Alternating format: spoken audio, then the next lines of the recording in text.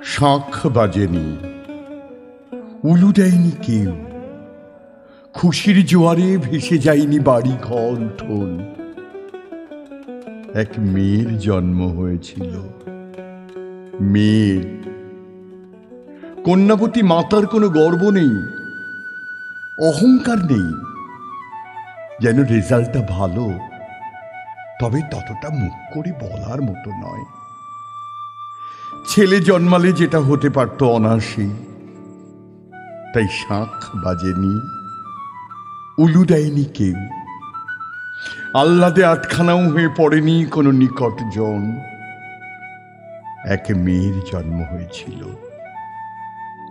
মেয়ে।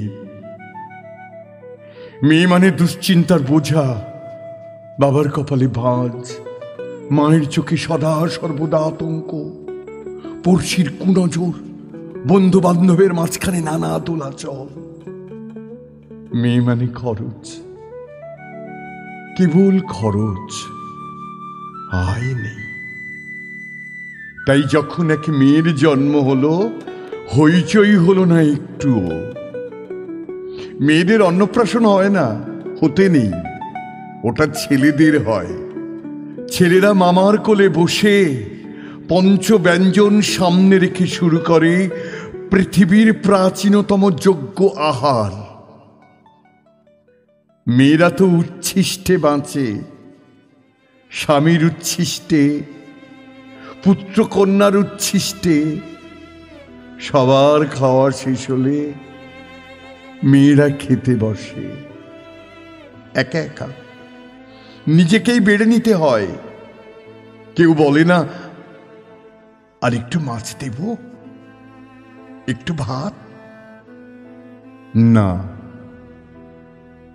মেয়েদের পায়ে পায়ে খরচ, বিয়ে দাও খরচ, বিয়ে হলে সন্তান আসবে খরচ, সন্তানকে বড় করতে হবে খরচ।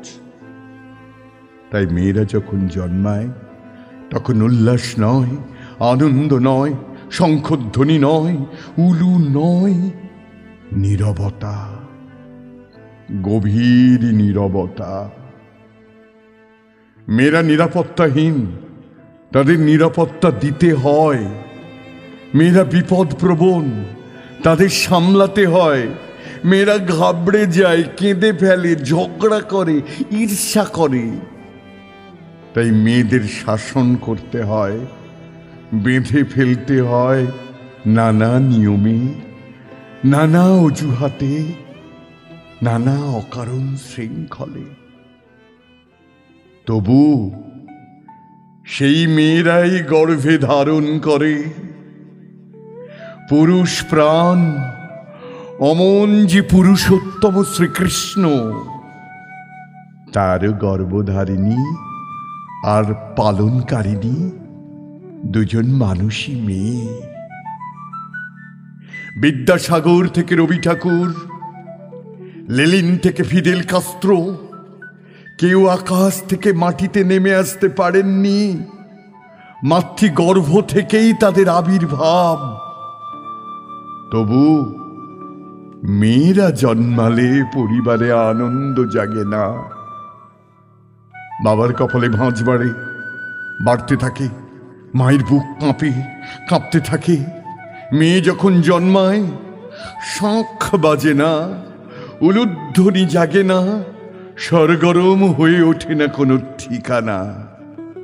যদিও অসুর দলনের লগ্নে সমস্ত পুরুষ দেবতাদের মিলিত শক্তিতে, যিনি দুর্গতি নাশিনী দুর্গা হয়ে, দশ প্রহরণধারিণী মা হয়ে, ত্রিশূল হস্তে গিয়াছেন দিগন্তে রণদুন্দুবি বাজিয়ে, তিনিও মেয়ে।